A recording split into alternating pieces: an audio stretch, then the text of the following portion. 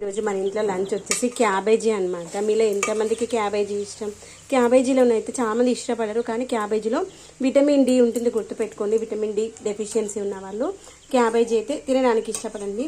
దీంతో పచ్చిమిర్చి నాకు ఇష్టం అనమాట. ఈ యొక్క పచ్చిమిర్చిని కొంచెం వాటర్తో కడిగేసి ఇది కొంచెం ఒక 30% ఉడికిన తర్వాత మనము పచ్చిమిర్చిని ఇలా చుంచేసి వేసామనుకోండి, స్పైసీనెస్ ఉంటుంది. అదే తాలింపులో వేస్తే ఇంత స్పైసీనెస్ అయితే ఉండదన్నమాట. ఇలా చుంచేసి వేస్తున్నాను.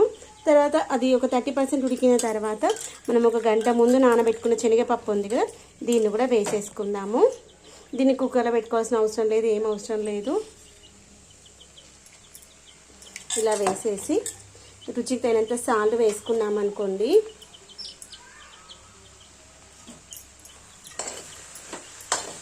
మంచిగా ఒక 15-20 నిమిషాలు మంచిగా ఉడికిపోతుంది. ఈ యొక్క క్యాబేజీలో ఉన్నటువంటి మాయిశ్చర్ ఉంటుంది కదా, ఆ మాయిశ్చరే సరిపోతుంది. ఇంకా ఒక్క చుక్క కూడా నీళ్ళు కూడా వేయాల్సిన అవసరం లేదు. మధ్యలో మధ్యలో కలుపుతూ ఉండాలంటే యమ్మీగా ఉన్నటువంటి క్యాబేజీ శనగపప్పు రెడీ అవుతుంది. ఇది పచ్చిమిర్చితోనే సూపర్గా ఉంటుంది, గుర్తుపెట్టుకోండి, కారం కంటే కూడా.